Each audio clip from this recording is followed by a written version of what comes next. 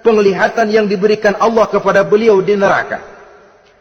Beliau melihat sekelompok orang dilontari kepalanya dengan batu dari api neraka.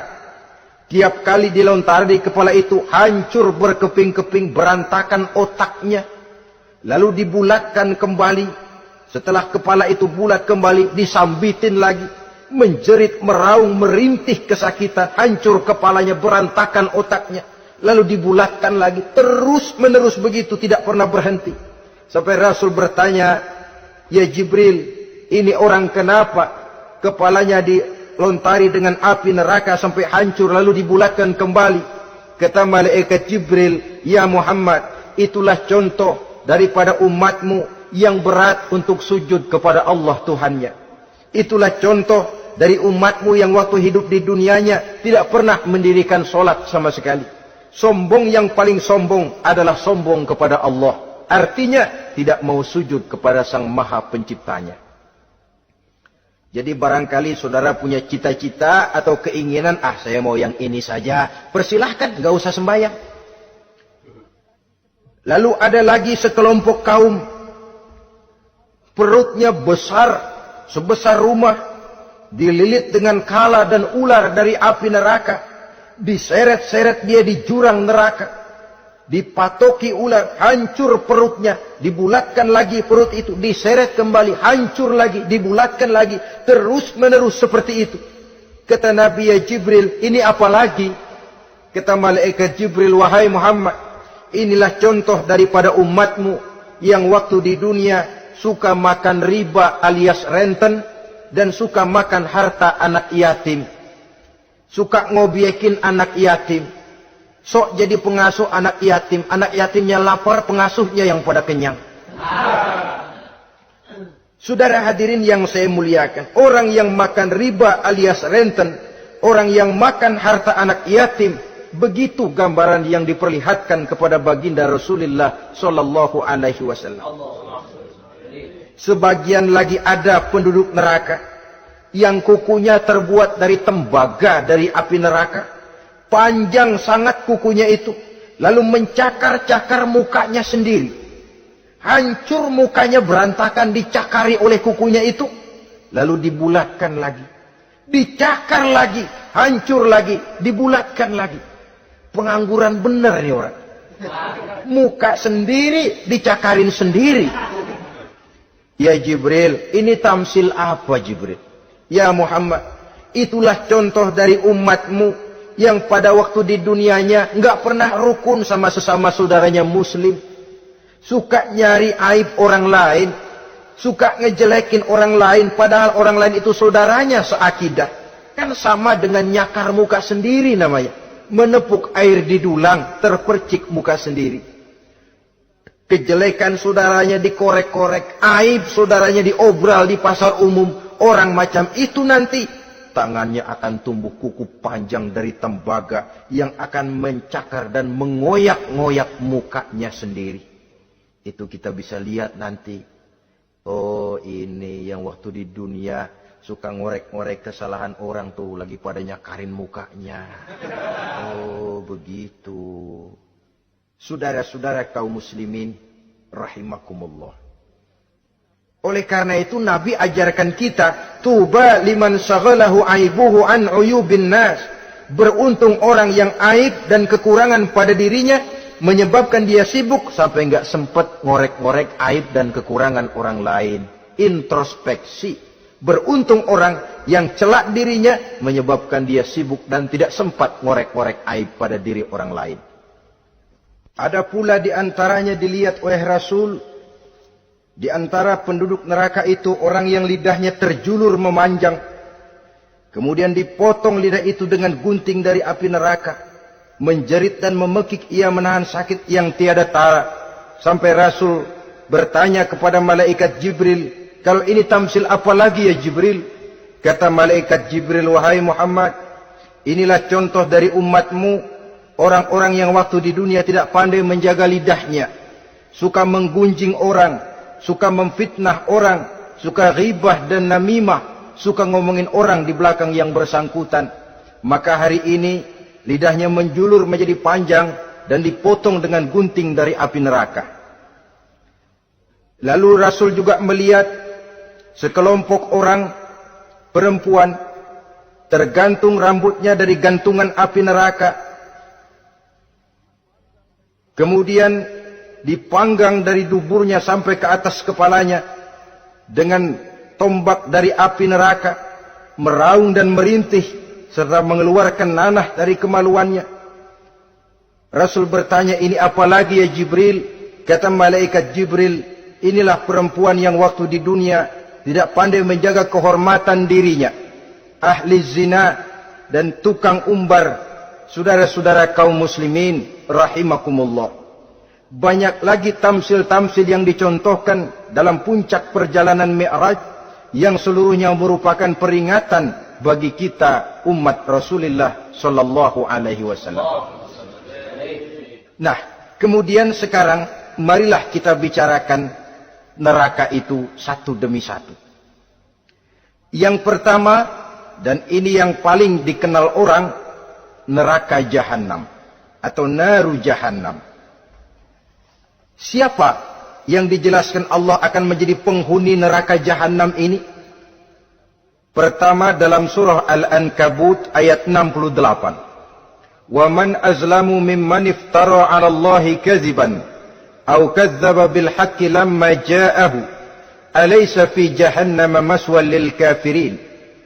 Adapun orang-orang yang zalim kepada Allah, mendustakan ayat-ayat Allah dan mendustakan kebenaran setelah datang kebenaran itu, bukankah neraka Jahannam merupakan tempat kembali bagi orang-orang kafir? Jadi dalam Al-Ankabut ayat 68 ini dijelaskan, penduduk neraka Jahannam itu pertama adalah orang-orang kafir. Siapa orang kafir? Menurut keyakinan akidah kita, setiap orang di luar Islam adalah kafir. Kemudian yang kedua dalam surah Al-Hijr ayat 42 dan 43, penduduk neraka Jahannam itu, inna ibadi laisa laka alaihim sultanun illa man ittaba'aka minal ghawin wa inna jahannama lamaw'iduhum ajma'in. Sesungguhnya hamba-hambaku tidak akan bisa kamu kuasai, hai iblis, kecuali mereka yang mengikuti tipu dayamu. Sesungguhnya neraka Jahannamlah tempat mereka seluruhnya. Kalau kita perhatikan ayat ini, maka penghuni neraka Jahannam yang kedua adalah para pengikut setan. Para pengikut setan dengan seluruh ajaran-ajaran yang dilancarkan oleh setan. Padahal pada saat hendak masuk neraka, setan jelas cuci tangan. Tugasnya cuma bagaimana mencari pengikut sebanyak-banyaknya yang akan nemenin dia di neraka nanti. Tapi pada saat orang digiring ke dalam neraka, setan cuci tangan. Mungkin orang menuntut, setan, gue ngikutin lu, sekarang kenapa jadi kemari? Nah, gue bilang juga apa? Kata setan, gue bilang juga apa, lu kenapa ngikutin? Dan setan ini menebar ranjau dalam segala bentuknya, dengan segala macam caranya. Para pengikut setan yang menjauhi tuntunan agama, memperturutkan hawa nafsunya. Setan membisiki manusia lewat minuman keras. Setan masuk manusia lewat judi, lewat zina, lewat kenikmatan yang melalaikan orang dari kehidupan akhirat dan selanjutnya, dengan segala macam jalan. Kadang-kadang dalam ibadah setan juga masuk. Kalau tidak ditimbulkannya takabur, ditimbulkannya sikap ujub dalam diri kita. Timbul rasa diri lebih benar dari orang lain. Dan ini jelek. Timbul rasa nganggap enteng orang lain. Itu kan ujub. Nggak dikelihatannya orang, cuma hatinya aja ngomong sendirian. Kalau gue lihat di kampung ini nggak ada yang kayak gue. Bayangnya kayak ibadahnya kayak udah aing pang paling nak yo di dia. Itu juga bisikan iblis. Dan dia tidak segan-segan mengaku jadi Tuhan, iblis itu. Dan ini diceritakan dalam kehidupan Sayyidus Syekh Abdul Qadir Jailani. Ketika beliau sedang ibadah di mihrab dalam masjid, Datang seberkas sinar. Sinar itu ngomong, "Ya Abdul Qadir, ana rabbuk." Hai Abdul Qadir, aku Tuhanmu, kata cahaya tadi. Sudah cukup kamu ibadah Abdul Qadir. Sembayangmu udah banyak, puasamu udah banyak, jihadmu cukup. Maka mulai sekarang berhenti dah ibadah. Aku bolehkan kepada kamu segala yang dilarang. Cuma yang didatangi Syekh Abdul Qadir. Sehingga mendengar cahaya tadi ngomong begitu, beliau ambil kasut sendal, disambitnya cahaya tadi, "Izhab ya la'in." Pergi, laknat terkutuk, iblis kamu. Masa saya disuruh berhenti sembahyang karena hati saya sudah baik? Kalau hati sudah baik lalu boleh berhenti sembahyang, mestinya yang paling dulu berhenti sembahyang Nabi Muhammad, sebab beliau orangnya paling baik. Tapi Nabi hatinya baik, sholat jalan terus, hukum halal haram berlaku. Ini kadang-kadang orang sekarang baru ibadah dikit banget merasa dapat bisikan katanya, wangsit. Ya berhenti sembahyang madep mulu, ndak madep ngodik sembahyang. Bikin ajaran yang aneh-aneh. Nah kalau satu orang boleh dapat wangsit, saya juga boleh dong ngomong dapat wangsit. Saya juga boleh dong mendirikan aliran kepercayaan. Saya ngilang dulu dari kampung saya kira-kira 3 tahun. Saya nyepi di kaki Gunung Salak, pulang piara jenggot, pakai belangkon. Di depan nama saya pakai embel-embel mbah. Saya ngaku dapat wangsit di Gunung Ano, mewahyukan kepada saya ano. Saya cari murid yang fanatik. Saudara-saudara kaum muslimin rahimakumullah, setan membisiki manusia hatta kita sedang ibadah sekalipun dibisikinya. Caranya, mula-mula dia bisikin, lu sembahyang buru-buru dah. Buru-buru udah. Akhirnya apa? Rukuk kita enggak sempurna, sujud kita enggak lengkap, tumakninah kita kurang, bacaan kita tajwidnya enggak kena. Kalau itu bisa kita atasin, kita sembahyang sebagaimana yang seharusnya, dia bisiki lewat jalan lain lagi. Suruhnya yang pendek-pendek aja dah. Atau habis sembahyang udah sigrah, udah jangan pakai wirid, jangan pakai zikir. Dengan segala macam jalan. Dibisikinya was-was ke dalam diri kita. Sehingga ada satu riwayat walaupun dhaif, tapi ini baik untuk dijadikan pelajaran. Konon iblis itu kalau subuh keliling dia. Bawa kulit kambing, jarum, sama tepung. Ditanya orang, iblis ini buat apa? Oh, kulit kambing. Gunanya tahu nggak? Kalau begitu subuh, sudah muazin bilang, as-salatu khairum minan naum. Salat lebih baik daripada tidur. Maka ini kulit kambing mulai aku hamparkan buat hamba-hamba Muhammad. Jadi begitu dengar azan, cuma udah bikin anget udah tidur. Kenapa? Kulit kambing belis masuk. Saudara-saudara, lalu kata orang tadi lagi, lah kalau tepung buat apa itu? Oh, tepung. Itu kalau umat Muhammad mau baca Quran, baca kitab, mutola'ah, gua aurin tepung matanya. Biar dia sepet. Makanya kalau sudah ngaji, baca Quran, bawaannya udah ngantuk aja ngantuk. Oh begitu, iya. Nah kalau duri paku itu buat apa? Nah ini duri paku. Kalau umat Muhammad mau hadir di majelis taklim, mau pergi ngaji, mau duduk iktikaf di masjid, gua pasangin paku di pantatnya. Jadi kalau sudah duduk di masjid, kelasat, keleset. Hadir di majelis taklim, kelasat, keleset. Bawaannya mau udahan melulu. Itu duri-duri dan paku-paku yang memang ditebarkan oleh iblis. Saudara-saudara kaum muslimin rahimakumullah. Jadi para pengikut setan dengan segala macam perangkapnya ini pun, ya perangkap setan itu ya dunia. Dunia itu ya isinya harta, tahta, wanita. Kan perangkap dunia itu. Harta, tahta, wanita. Ini sering bikin orang buta. Perangkap dunia dan merupakan perangkap setan sekaligus. Nah, yang ketiga, penghuni neraka jahanam adalah para pembuat dosa, orang-orang yang durhaka. Dalam Toha ayat 74 Allah menjelaskan, innahu may ya'ti rabbahu mujriman fa inna lahu jahannam. Sesungguhnya orang-orang yang datang menghadap Allah dengan berlumuran dosa, maka sesungguhnya bagi mereka adalah neraka jahanam. Dan yang keempat, penghuni neraka jahanam orang yang kufur nikmat. Tidak cuma kufur iman, tapi kufur nikmat bisa menyebabkan orang masuk neraka jahanam. belum pernah merasakan dalam hidupnya bahwa Allah memberikan nikmat kepadanya, bagaimanapun besar karunia dan nikmat itu.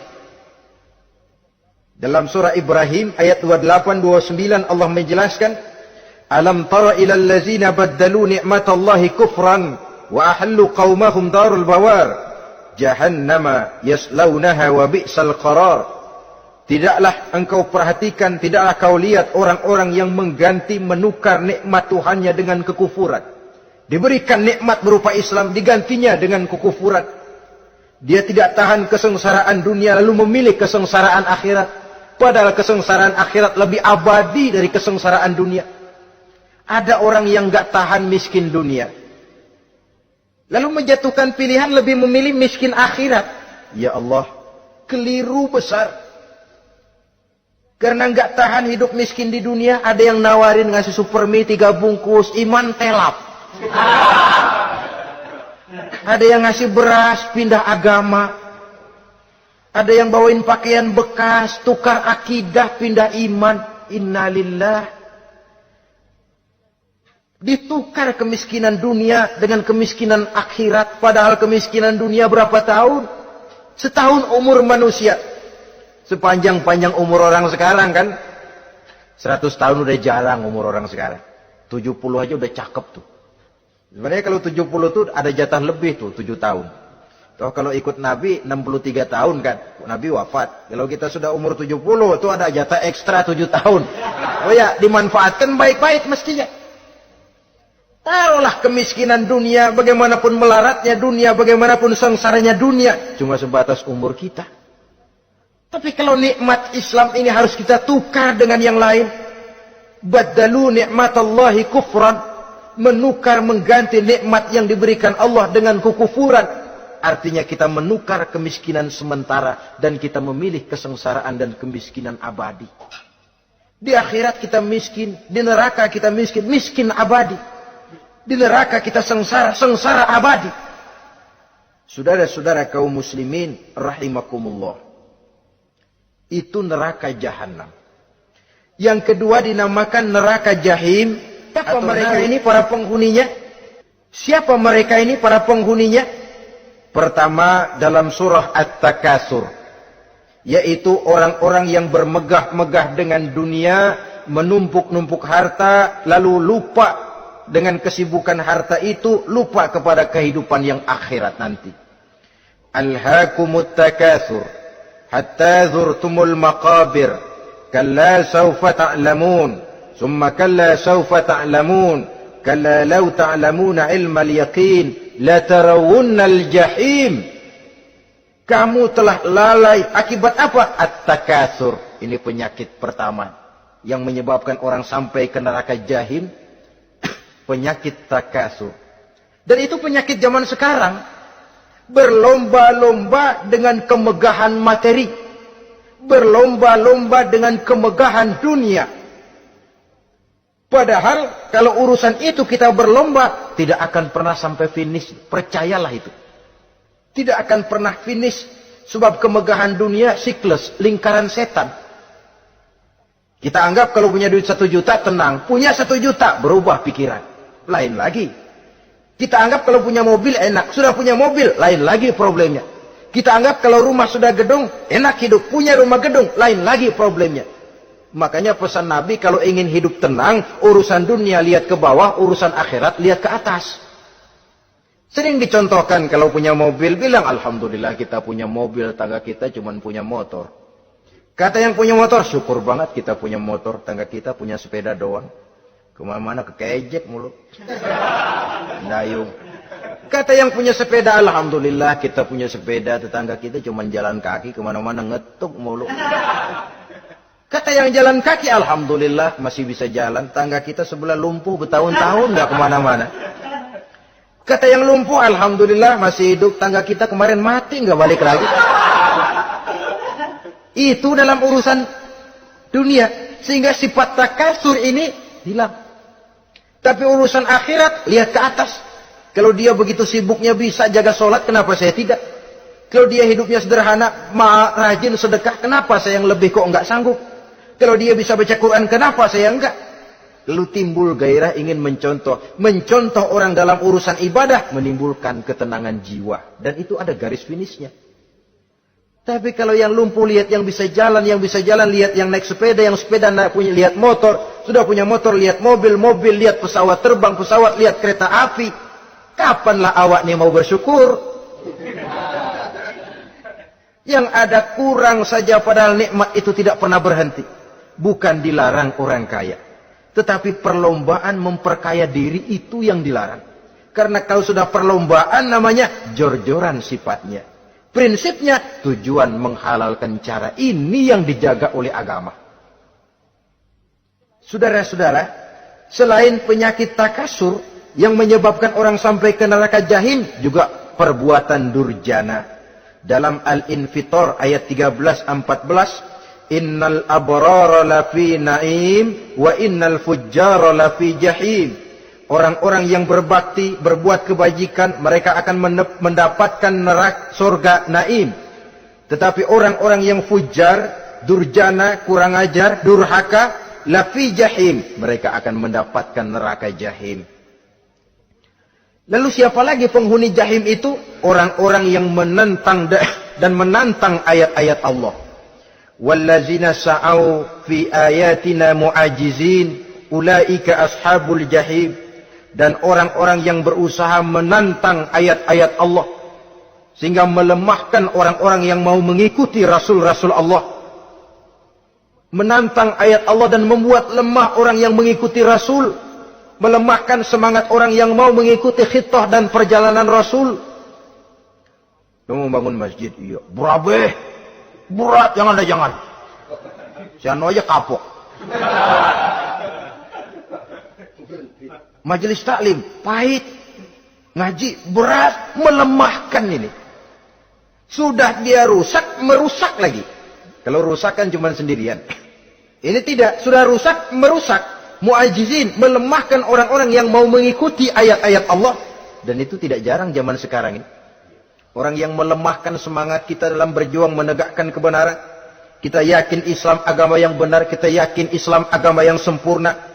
Ada saja orang yang melemahkan semangat kita, yang berteori bahwa ada ayat-ayat Quran yang tidak relevan lagi dengan situasi dan kondisi, yang berteori bahwa Nabi Muhammad cuma sebagai manusia biasa yang tidak terlepas kemungkinan dari salah.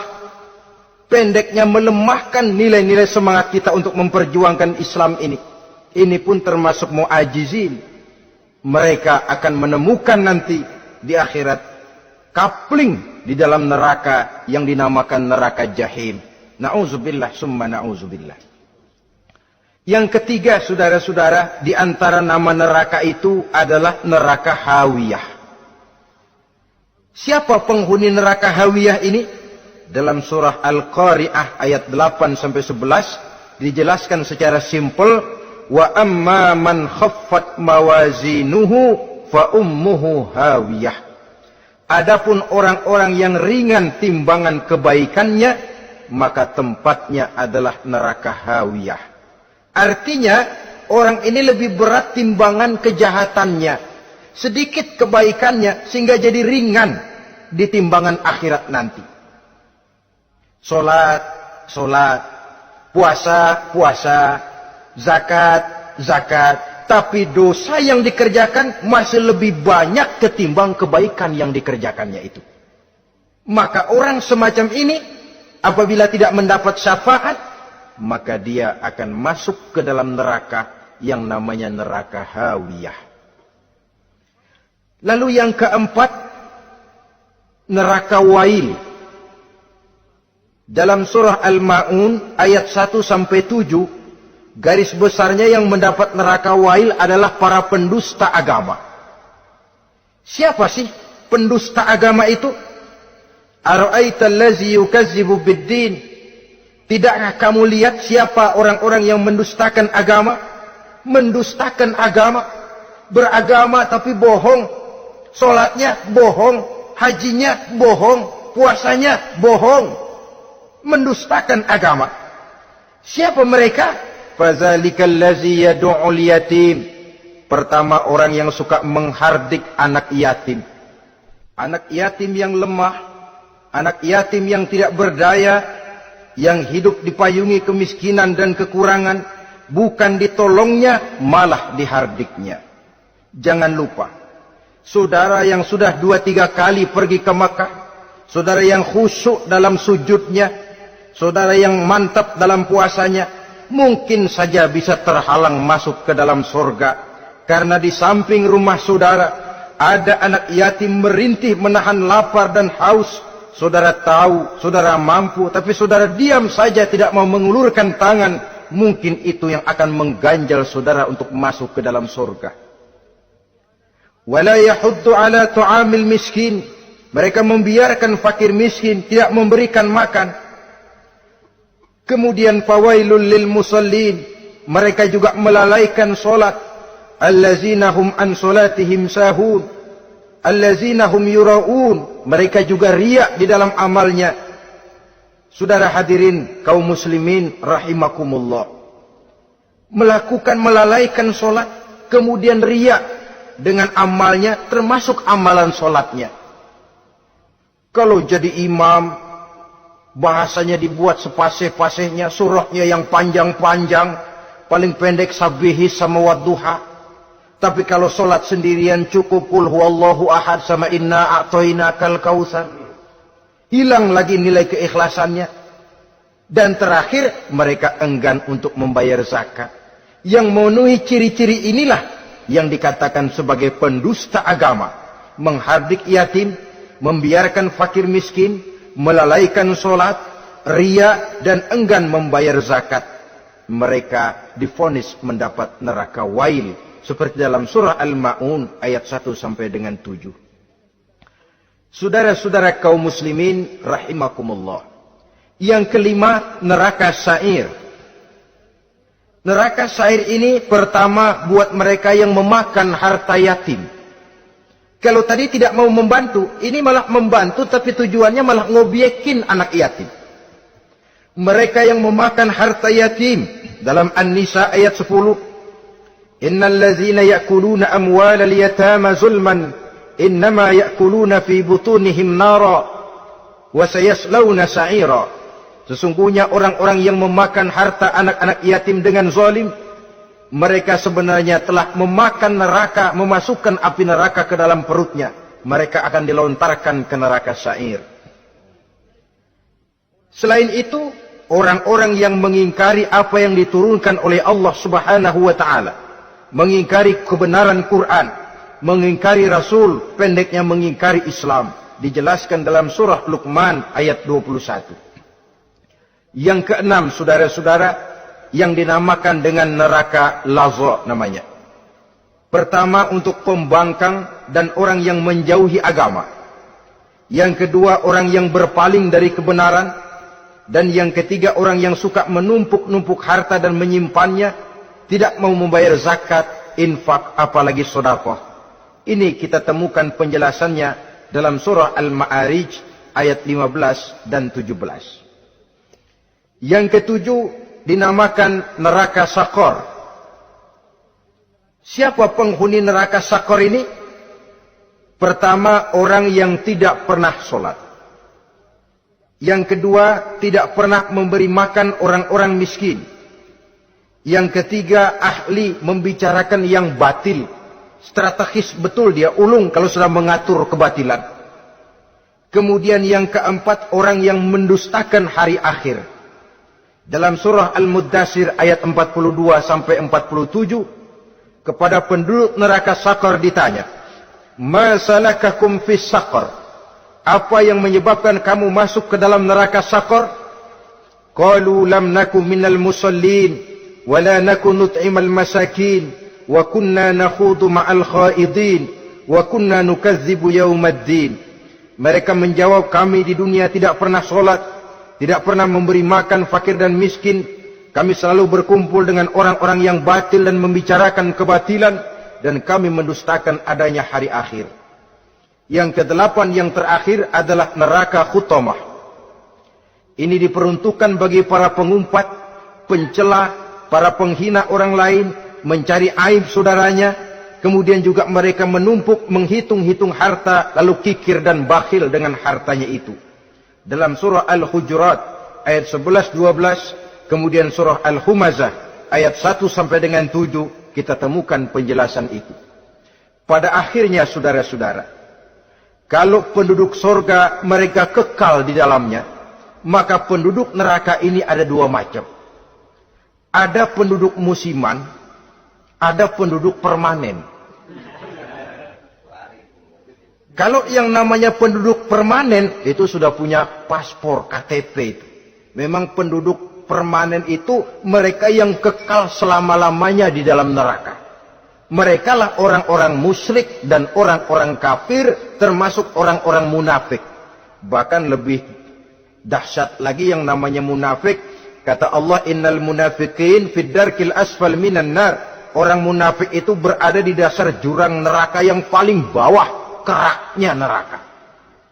Saudara-saudara, adapun penduduk yang semi permanen, yang masuk neraka buat sementara saja, sekedar dengan dosa-dosa yang dikerjakannya. Mereka adalah orang-orang mukmin yang asli, orang-orang Islam yang waktu di dunianya berbuat dosa. Mereka masuk ke dalam neraka, menerima azab sesuai dengan dosa yang dikerjakannya.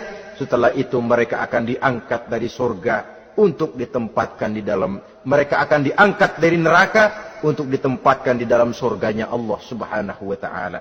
Seperti banyak dijelaskan dalam hadis-hadis sahih yang diriwayatkan oleh Imam Bukhari dan Muslim.